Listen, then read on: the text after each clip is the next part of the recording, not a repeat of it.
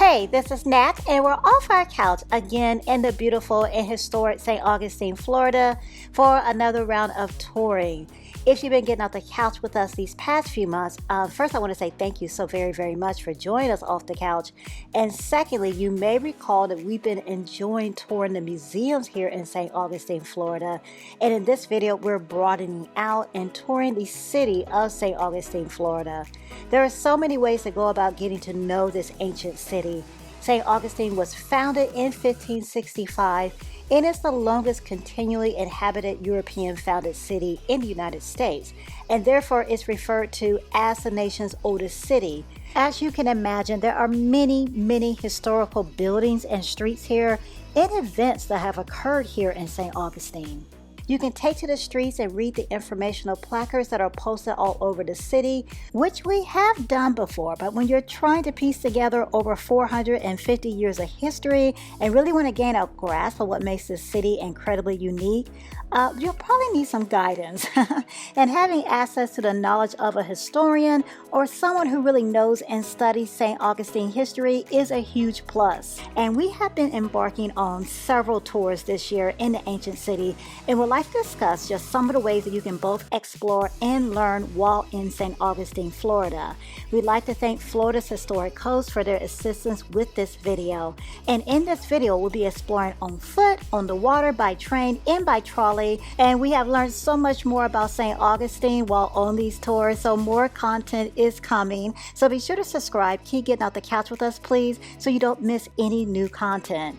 Let's go ahead and get this round of city touring started. And as we normally do, we'll talk discounts along the way because our goal is to make your outings more fun and hopefully save you some money and time too. Let's start on foot, exploring and learning more about St. Augustine with several tours available through Tour St. Augustine and CityWalks, St. Augustine's original tour operator. Tour St. Augustine has been serving both locals and visitors to the ancient city for over 30 years, offering a variety of tours pertaining to particular people or particular periods throughout St. Augustine's history.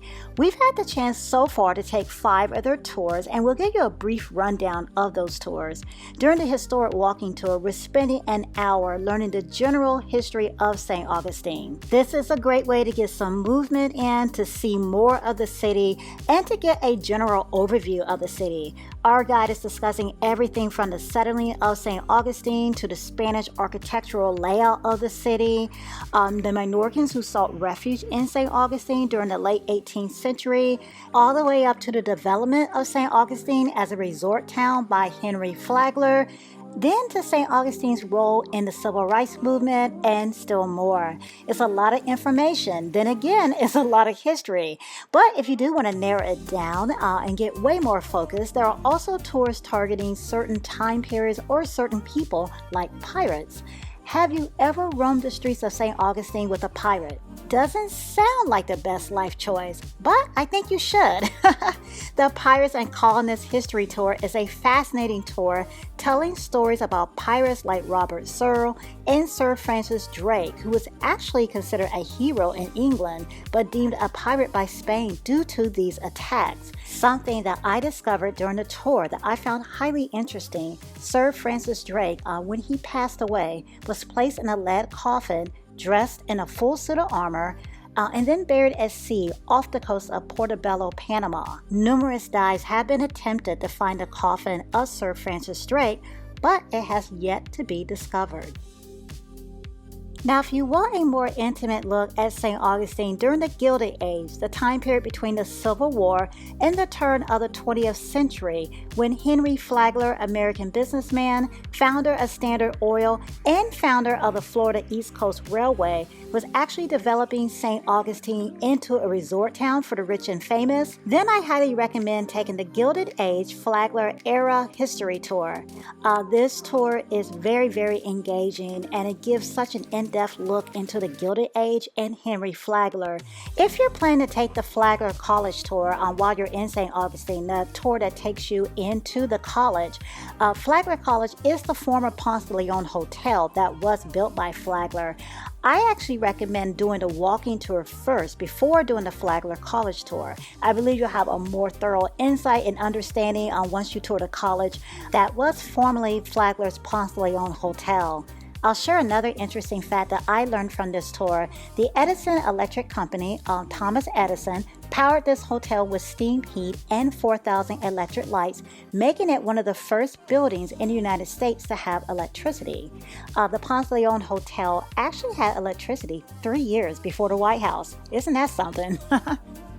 Now, we also have the opportunity to take a ghost tour. This is my first ghost tour, London's as well. And I am a bit concerned because our guide is telling us that we'll be heading to Talamanca Cemetery at night. Talamanca Cemetery includes burials from the 18th century until 1884 of people from Spain, Cuba, Ireland, many other countries, as well as soldiers from both sides of the Civil War. I'm not really a cemetery at night type of person. Or a day type of person, really. So I didn't know what to think. I didn't know what to expect. I was scared. There, I said it. But the stories were lots of fun. Our guide did an excellent job animating the ghost stories, and we didn't bring our kids because I didn't want them to see me crying. I mean, no, I didn't know if it would be appropriate for kids, but there were kids there, and they didn't seem traumatized. They were also enjoying the ghost tales. So I think that's a great tour to take as a family. I actually feel the next tour London and I went on, the History, Mystery, Mayhem, and Murder tour, was more shocking or disturbing as far as the stories are concerned. We did not bring the kids on that tour either. London and I found it incredibly interesting. We heard stories we've never heard before. It was a mix of the horrors of history and unsolved mysteries, the St. Augustine edition. This tour took us on the streets of St. Augustine, streets that we normally don't travel though, and even through a building. It's a great way to see more of St. Augustine and really get to know the city and take in history if you really enjoy history like we do. So a walking tour is a great way to learn about the city. Every tour we went on took a different route, and they do not end at the starting point. However, the guides are happy to help with directions once the tour ends. Also, tour guides do accept tips at the end of the tour, so do bring cash. There are other walking tour companies within the city. I do want to be sure to point out also that Tour St. Augustine and CityWalks offer select tours on select days for free. I have been sharing these on our Facebook page, so follow us on Facebook. We share any discounts we come across, and check out the Tour St. Augustine's website to check for availability of any free tours. The free tours are sometimes open to St. Johns County residents. Many are open to anyone. At the website, you can also take advantage of Florida resident discounts on ghost tours, haunted pub crawls, food and wine tours, and more. And we will have the link to the Tour St. Augustine website also in the description box. Okay, we've done quite a bit of walking, but we're off our feet for the remainder of our tours. So let's sit down now and enjoy a scenic cruise with St. Augustine Scenic Cruise. We're out on the water for an hour and 15-minute narrated sightseeing cruise, leaving the St. Augustine Municipal Marina, going under the Bridge of Lions, and now passing by the Fort Castillo de San Marcos National Monument. Now, obviously, since we're out on the water, we'll have the chance to see sights in St. Augustine that we would not see on foot while walking within the downtown historic district. While we were passing the fort, our captain was talking about the coquina needed to build the fort. That coquina was quarried from what is now Anastasia State Park, where we're passing now. Now, we have been there before, checking out the Coquina Quarry and the beautiful beach. And I'll include the link to our video at Anastasia State Park if you'd like to get a closer look at that beach from where we are now. In the distance, we can also see the lighthouse, the St. Augustine Lighthouse. We were just there last video on our museum tour. During our scenic cruise, we also get to see another bridge, the Francis and Mary Usina Bridge, sometimes also referred to as the Volano Beach Bridge. This bridge is named in honor of the Usenas, who operated a ferry boat between North Beach, which is north of where the bridge is now, to St. Augustine, carrying lumber, supplies, and animals before a bridge was built. Later, in 1949, they began this sightseeing business, transporting guests to see the attractions of St. Augustine from the water and dolphins. This is definitely a highlight of this cruise, to be able to see the dolphins in the wild. I mean, you're pretty much guaranteed that you're going to see the sights of St. Augustine, but the dolphins, who knows? That's definitely not a guarantee. And they stayed around and graced us with their presence for a good amount of time too. And while we're enjoying these beautiful dolphins at play, let's not forget this gorgeous sunset. Isn't this just wonderful to see the sun starting to set while on the water? Another highlight, my daughter is getting a chance to captain the boat, which is really cool and kind of scary. I don't think she knows what she's doing, but she's getting really good training from Captain Bob, who has been doing this for nearly 60 years, so that makes me feel more at ease. Plus, I have wine. Yes, they sell beer, wine, water, soft drinks, and snacks on the cruise. The snack area is downstairs. We've been sitting on the upper deck for most of the cruise, but you are free to move around while on the 75-minute cruise, which is great. So you can find a perfect spot to view attractions from the water, dolphins, or the sunset. There's also seating on the lower deck too, and the snack bar, which is a cash snack bar, so don't forget your cash. You can also bring your own non-alcoholic drinks on board.